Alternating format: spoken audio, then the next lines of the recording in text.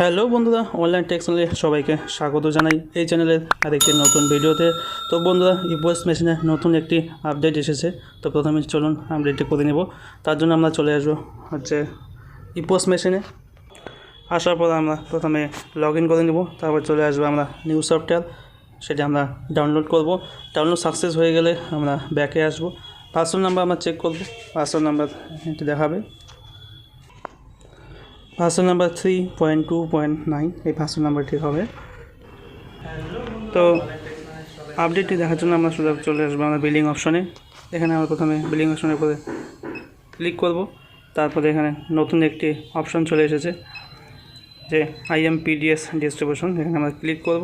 Click করার পরে আমরা রেশন কার্ড নাম্বার অথবা আধার নাম্বার দিয়ে দেখতে পারবো। তারপরে আমরা রেশন কার্ড নাম্বার সিলেক্ট করব।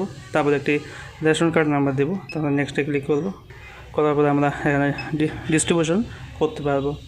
যদি রেশন কার্ড নাম্বার না থাকে সেক্ষেত্রে আধার কার্ড নাম্বার দিয়ে এখানে নেক্সট অপশনে ক্লিক করলে এখানে নামগুলি চলে আসবে এবং তারপরে আমরা ডিস্ট্রিবিউশন করতে পারবো।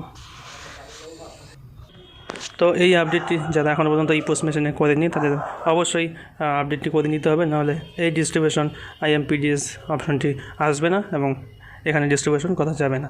তো এই ভিডিওটি যদি ভালো লাগে তো অবশ্যই একটি লাইক করে দেবে, আর নতুন সদস্য হলে চ্যানেলটিকে অবশ্যই সাবস্ক্রাইব করে রাখবে এবং পাশে থাকা বেল আইকনটি অবশ্যই বাজিয়ে রাখবে। তো আজকে এই পর্যন্তই, দেখা হবে আরেকটি নতুন ভিডিও।